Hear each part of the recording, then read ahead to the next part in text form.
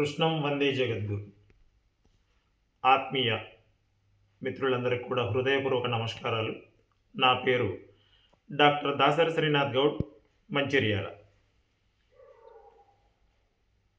అయితే ఒక 60 సంవత్సరాలు అంటే 6 దశాబ్దాల క్రిందట ఇప్పుడున్నటువంటి సౌకర్యాలు మనోవికాసం కోసము ఏవైతే రేడియో, ఆ తర్వాత టేప్ రికార్డరు, తర్వాత టీవీలు, కంప్యూటర్లు, ప్రస్తుతము అందరి చేతుల్లో ఉన్నటువంటి ఈ యొక్క చరవాణి అంటే ఆండ్రాయిడ్ సెల్ ఫోన్లు, అందులో అనేక రకాల కార్యక్రమాలు వస్తూ ఉంటాయి, అందరికీ తెలిసిన విషయమే. అయితే ఒక 60 సంవత్సరాల కింద ఇటువంటి యొక్క సౌకర్యం లేకుండే మనోవికాసం కోసం.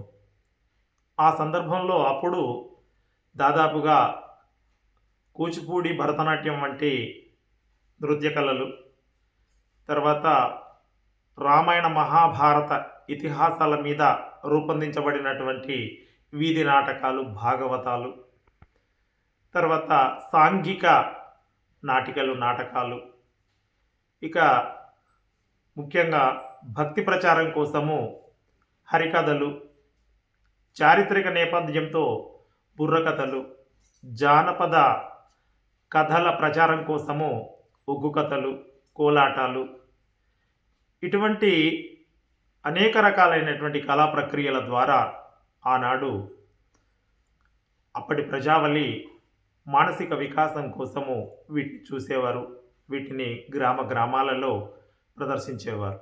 అయితే వివిధ రకాలైనటువంటి కళాస్వరూపాలను ప్రదర్శించేటువంటి కళాకారులు కొంతమంది ఈ కళని వృత్తిగా చేసుకొని జీవించినటువంటి వారు, వారి తర్వాత కొంతమంది సంచార కళాకారులు, ముఖ్యంగా వీరు యాచక వృత్తి అంటే ఈ కళా ప్రదర్శన చేసి వాళ్ళ యొక్క ఆహారాన్ని సంపాదించుకునేవారు. ఈ సందర్భంగా ఒక విషయం, ఈ మహానుభావులంతా ఆనాడు మన రామాయణ మహాభారత ఇతిహాస చారిత్రక అనేక రకాలైనటువంటి ఈ యొక్క సాహిత్య సంపదను మౌఖిక ప్రచారం చేసినటువంటి వారు కళాస్వరూపాల ద్వారా, గాత్రం ద్వారా, వివిధ రకాలైనటువంటి వేషధారణల ద్వారా చేసినటువంటి ఈ కళాకారులకు ఈ సందర్భంగా వారి పాదపద్మాలకు నేను శిరస్సు వంచి నమస్కరిస్తున్నాను.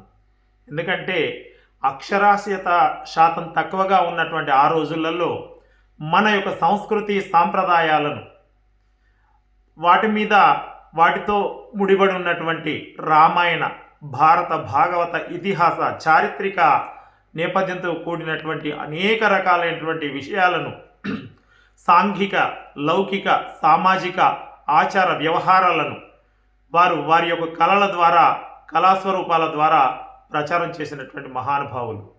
వాళ్ళ యొక్క మస్తిష్కము ఓ గ్రంథము, వారి యొక్క నాలుకలు తాళపత్రాలుగా, మొత్తానికి వారు సంచార గ్రంథాలయాలుగా గ్రామాలు తిరిగి మన యొక్క గణనీయమైనటువంటి సాహితీ సంపదను, మన యొక్క సంస్కృతి సాంప్రదాయాలను ప్రచారం చేసినటువంటి మహానుభావులు.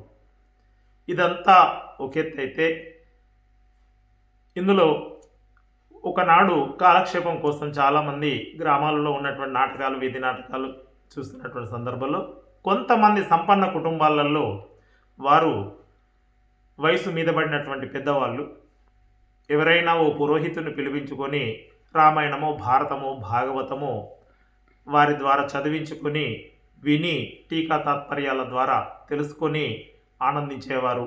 తద్వారా మన సంస్కృతి సాంప్రదాయాలను జీర్ణించుకునేవారు.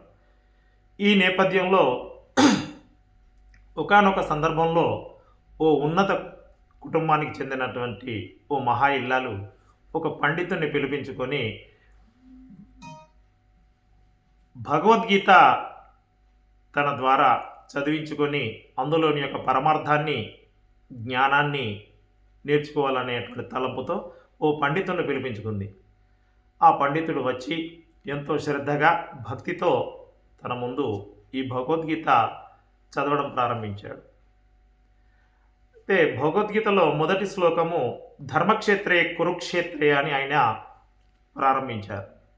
ప్రారంభించగానే ఆ మహాతల్లి లేచి అతనికి రెండు చేతులతో నమస్కరించి, అయ్యా, ఈ భగవద్గీత నాకు అర్థమైంది అని అన్నది.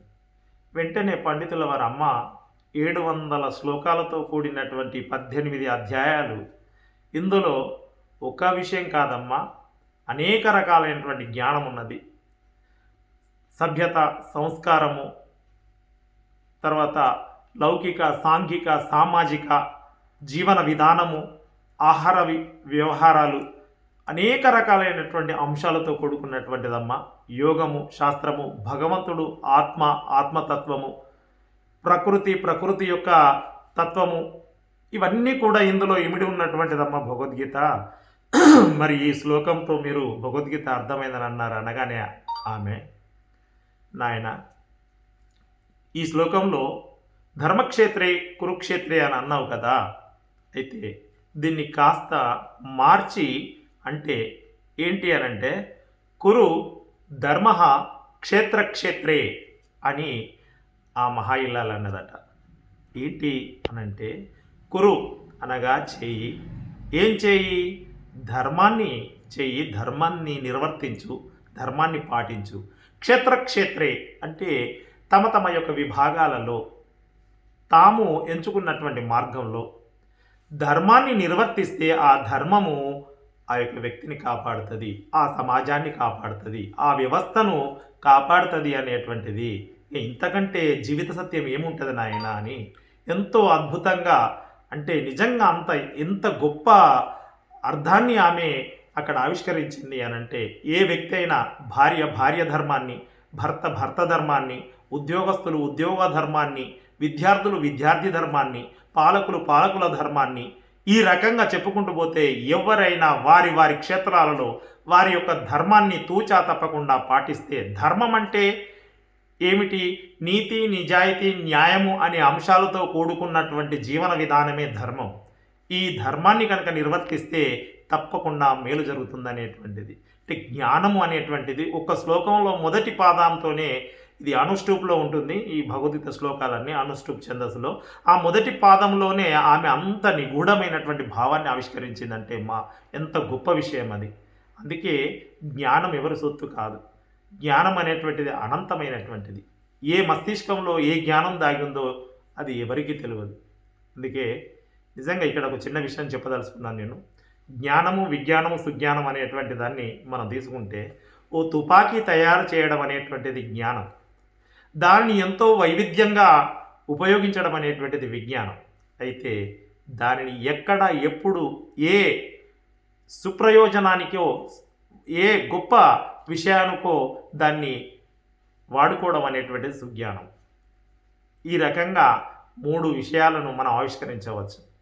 ఇక చివరిగా మిత్రులారా, మీకు నమస్కరించి తెలియనిది ఏమనగా, సాధారణంగా ఇప్పుడు ఈ పుట్టినరోజులు వేడుకలు చేసుకుంటూ ఉంటారు చాలామంది. ముఖ్యంగా 15 సంవత్సరాల నుండి 25, 26 సంవత్సరాల వాళ్ళకి పుట్టినరోజు కార్యక్రమాలు చేసుకుంటున్న సందర్భంలో వారి ఆహ్వానం మేరకు వెళ్తే వారి యొక్క ఆర్థిక సామర్థ్యాన్ని బట్టి, పిలిచిన వారి పట్ల ఉండే ప్రేమ అభిమానాలను బట్టి కానుకలు ఇస్తూ ఉంటాం మనం. అయితే ఏవో కొన్ని కానుకలు కాకుండా, ఏదో రకమైన కానుక కాకుండా, దయచేసి భగవద్గీతను వాళ్ళకి ఇవ్వవలసిందిగా నేను కోరుకుంటున్నాను, తెలియజేస్తున్నాను, ఇవ్వాలని ప్రాధేయపడుతున్నాను. ఎందుకు అనంటే, మన యొక్క జీవన విధానాన్ని ఎలా నడపాలి, భగవద్గీత అనేది శ్రీకృష్ణుడు ఆ కాలంలో చెప్పినప్పటికీ 5000 సంవత్సరాల కింద ఆవిష్కరించినటువంటి జ్ఞాన సంపద అయినప్పటికీ కూడా అది నిత్య నూతనం. అందులో ఇది మనం ఏమాత్రం కూడా అనుమానం లేకుండా చెప్పదగేటువంటి విషయం. భగవద్గీత నిత్య నూతనం. భగవద్గీతలో జ్ఞానము అనంతం. ఒక మనిషి, పండిత మదనమోహన మాలవ్య గారు అన్నట్టుగా, 100 సంవత్సరాలు బ్రతికిన ఒక మనిషి తన జీవితాంతం భగవద్గీతను చదివినా అది ఇంకా ఎంతో కొంత అందులో అర్థం మిగిలి ఉంటుందని అన్నారు మహానుభావులు. భగవద్గీత మొత్తం అర్థమైందని ఎవరైనా అన్నారు అని అంటే దాని అర్థం ఏమిటి అంటే, వారికి అంతా అర్థమైందని అంటే వారి మేధాశక్తి స్థాయికి అర్థమైందని అనుకోవాలి.